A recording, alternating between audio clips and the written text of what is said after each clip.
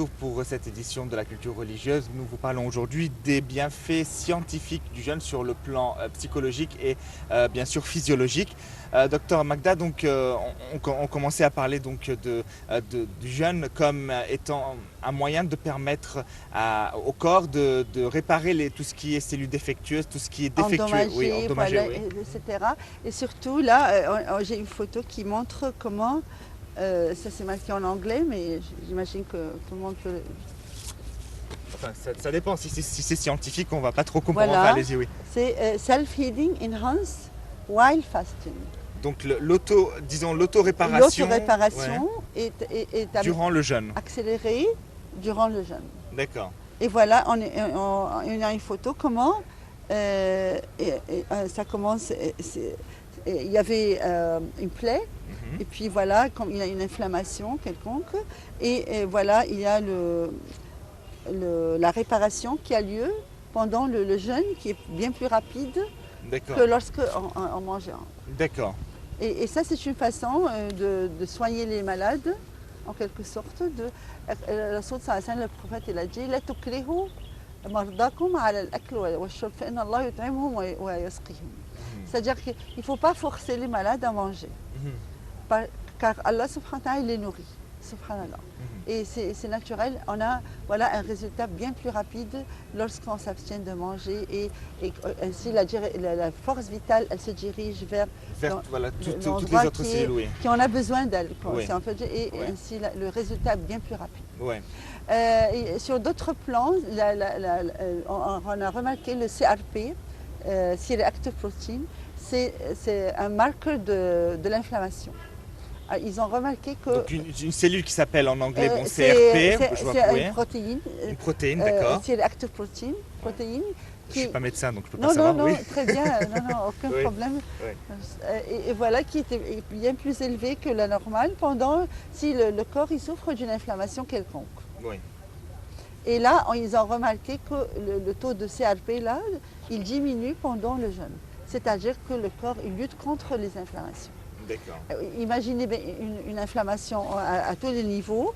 Elle peut avoir lieu, une inflammation au niveau des intestins. On a le côlon qui est irritable, par exemple.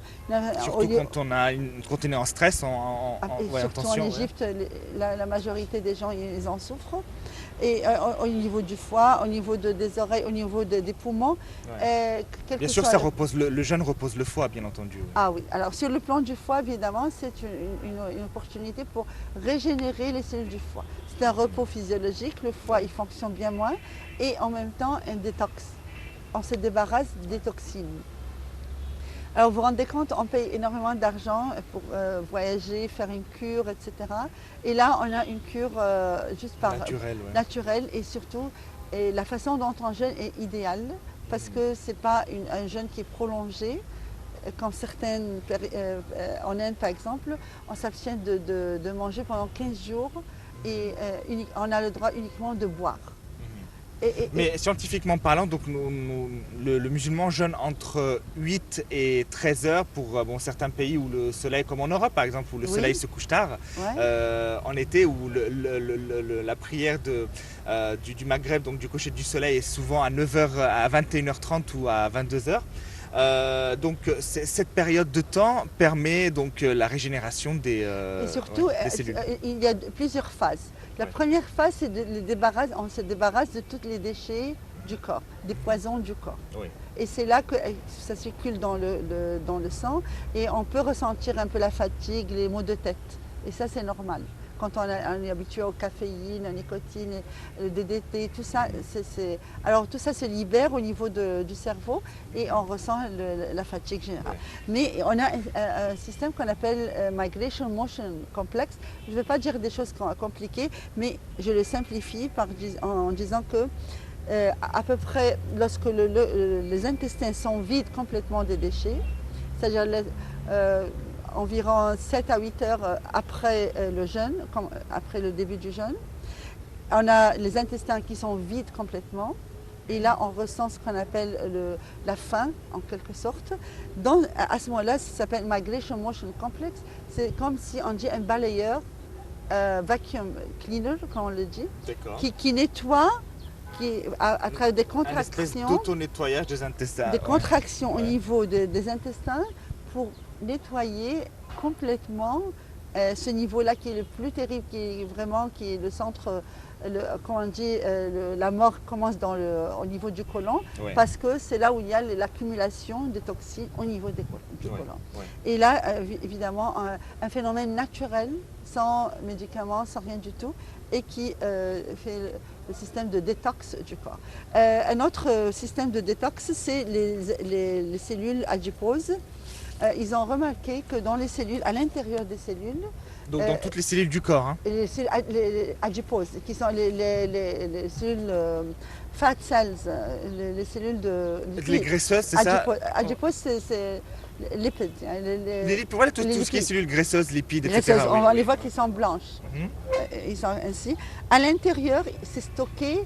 Alors, il a fait que la toxine, comme le mercure ou la DDT, les insecticides, s'ils circulent, c'est dangereux.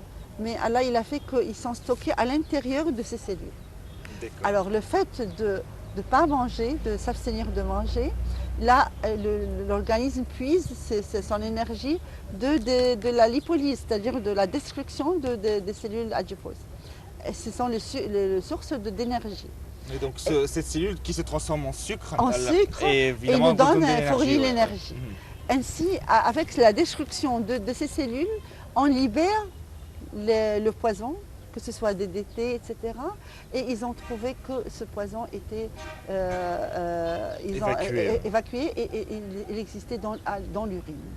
Alors qu'en fait-il que le jeûneur, on peut détecter des toxines dans son urine, c'est à travers, machallah, le système de détox naturel dans l'urine. Bien sûr, il y a d'autres bienfaits du jeûne, mais je vous propose de faire une petite pause avec ce reportage, encore un des temples importants en Égypte, et on revient après ça.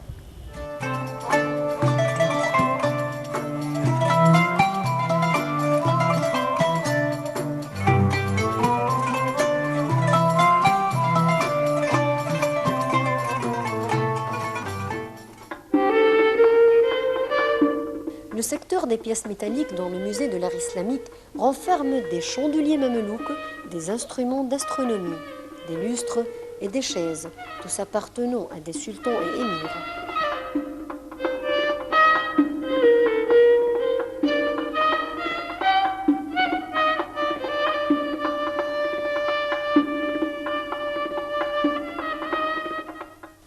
Ces pièces sont ornées d'or et d'argent et sont serties de motifs et d'écritures de la calligraphie arabe.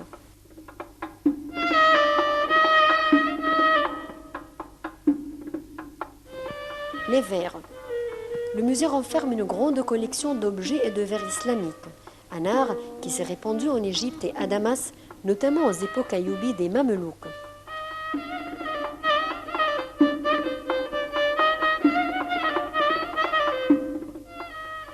Le textile. Le musée de l'art islamique renferme des fragments de textiles, notamment égyptiens et précisément coptes.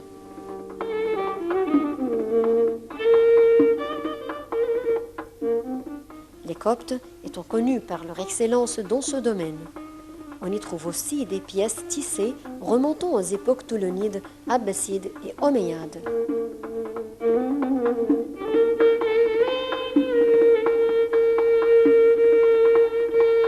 Les tissus à l'ère copte en Égypte étaient en lin et en coton, alors que les pièces tissées en Irak à l'ère abbasside et omeyyade étaient plutôt en soie.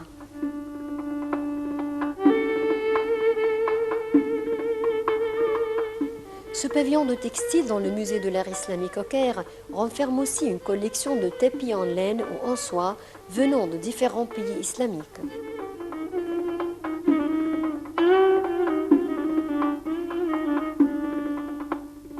Cette salle renferme les armes et sultans et califes musulmans. Parmi les pièces les plus distinguées qui s'y trouvent figurent l'épée du sultan Konso al-Rouri et celle du sultan Toumam Bey, sur lesquelles sont gravés les noms de leurs propriétaires.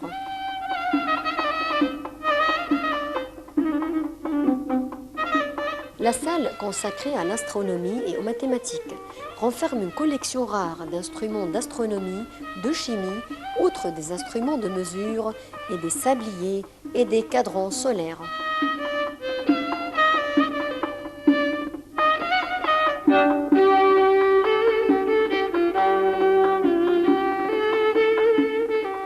Le musée renferme aussi de différentes formes de boussole, qui est très important pour le musulman, pour l'aider à savoir la Qibla, qui est la direction de la Mecque pour se diriger vers lors de ses prières. Les instruments exposés au pavillon des sciences et de la médecine au musée de l'art islamique reflètent la génie des musulmans dans ce domaine. On y trouve des instruments chirurgicaux, médicaux, ainsi que des schémas montrant le corps humain en détail. Ce pavillon renferme entre autres des thèses de médecine et de la pharmacie.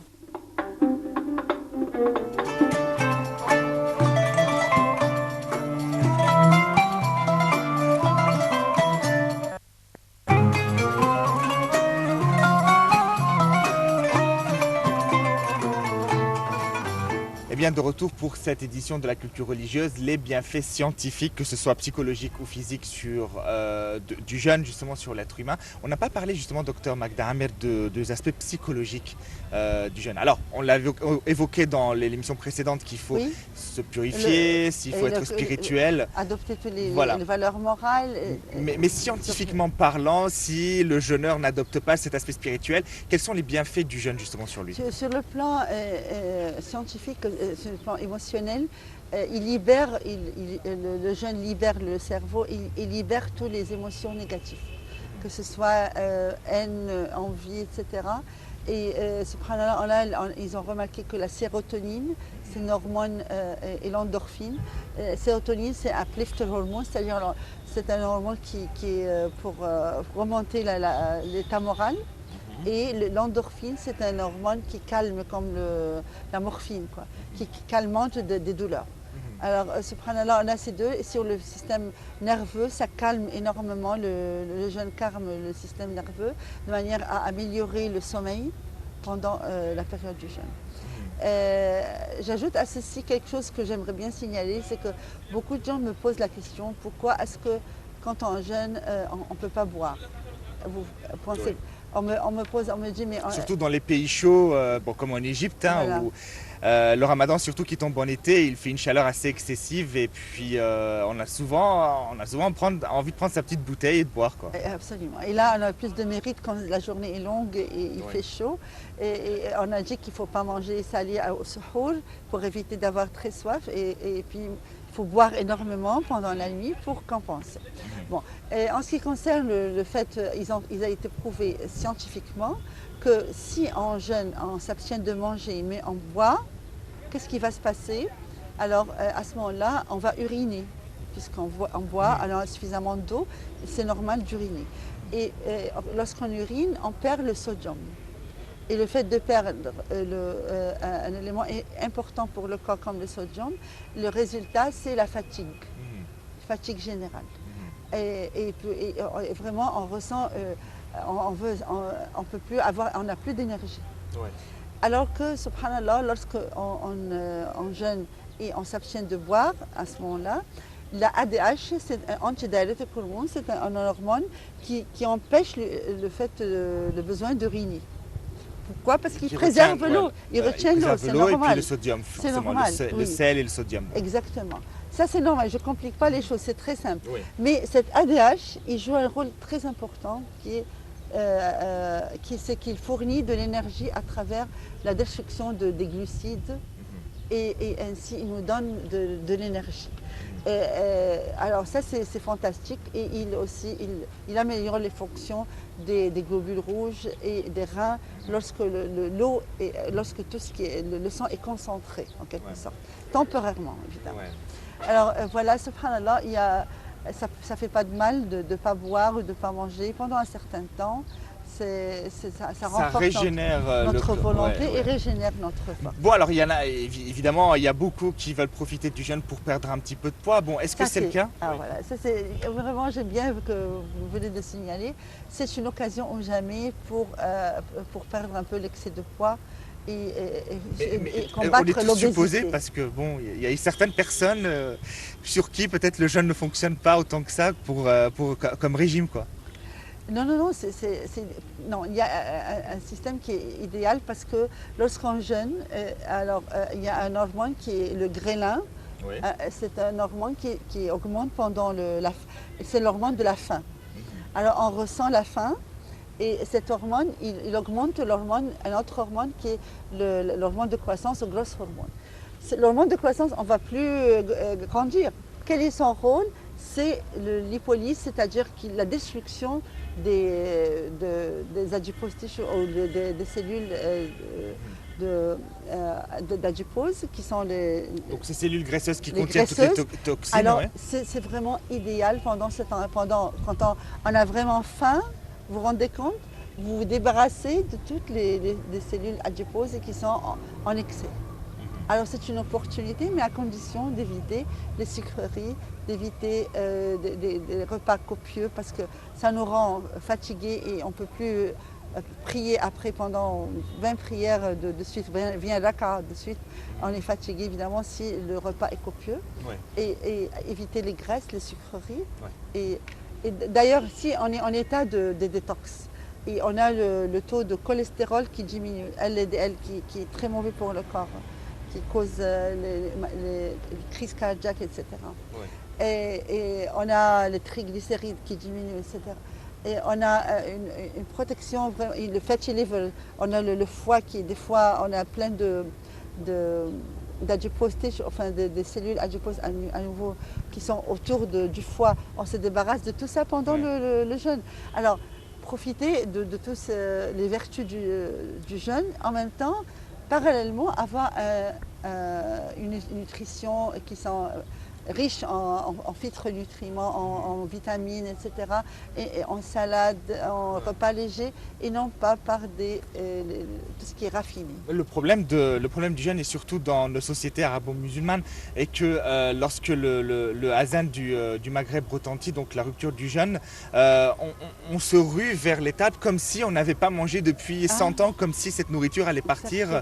Or, ce n'est pas la sunna, justement. Le prophète avait recommandé de reprendre le cycle, disons, digestif de façon graduelle. Modérée, graduelle, et éviter surtout le gaspillage. Il y a un certain gaspillage en ayant tous ces plats. C'est un gaspillage, évidemment. Et l'islam est contre le gaspillage. Alors, quels sont les conseils, justement, pour ne pas s'alourdir et profiter des bienfaits du jeûne? C'est-à-dire que pour augmenter ses bienfaits même après avoir jeûné. Et voilà, il faut manger les crudités, tout ce qui est riche en couleurs, toutes les couleurs orange, vert, enfin que ce soit les plantes vertes, que ce soit des raisins rouges, enfin toutes les couleurs, tout ce qui est orange, etc., jaune comme les bananes, etc. Et ça, ça enrichit le corps de vitamines et de sels minéraux, de phytonutriments. Et surtout, j'aimerais bien signaler que le cancer, la meilleure façon pour se débarrasser des tumeurs, ils ont trouvé que le jeûne est excellent pour réduire les tumeurs. Ouais. Alors, il suffit que déjà, alhamdoulilah, grâce au jeûne, on peut réduire la taille de la tumeur. Et si on mange de manière nutritive et des aliments riches, qu'on appelle superfood, qui sont riches vraiment en toutes les matières, tout ce qui est nécessaire pour le corps, ça serait l'idéal. Comme quoi, c'est quoi ces superfoods? Le superfood, ça peut être les salades, que ce soit toutes sortes de salades, que ce soit les tomates qui sont rouges, les choux qui préviennent le cancer, le miel qui est un aliment complet, tout ce qui est naturel. Tout ce qui est naturel. À part ça, on ajoute le flaxseed, les graines de lin, et, les germes de blé. Et tout ce qui est vert, maintenant on a des granules de green grass. Tout ce qui est vert, vraiment, on fait des jus de crudités qui sont vertes, toutes les feuilles vertes. D'accord. Ça, c'est vraiment excellent. Les betteraves aussi. C'est un détox. Voilà. Ajouter les détox naturels. Profiter en fait de ce le mois riz pour complet, les céréales complets, et non pas tout ce qui est blanc. Éviter tout ce qui est raffiné. Éviter les graisses. Ce qui est trop copieux, quoi. Trop copieux et qui est lourd pour le foie, etc. Et évidemment, quand on sait que le foie, quand il est ralenti, les fonctions du foie, le résultat, c'est la fatigue. Et bien sûr, oui. Donc, on a pu voir que scientifiquement parlant, le jeûne... Voilà, juste à citer, oui. Voilà. Et ça, j'aimerais bien montrer comment l'effet du jeûne. Donc ça, nous parlons de chakras, donc l'énergie corporelle. Voilà. Et on voit qu'on a 7 chakras. Ce qui nous concerne, c'est la deuxième chakra. Sur la deuxième chakra, elle explique le hadith du prophète sallallahu alayhi wa sallam. Il a dit que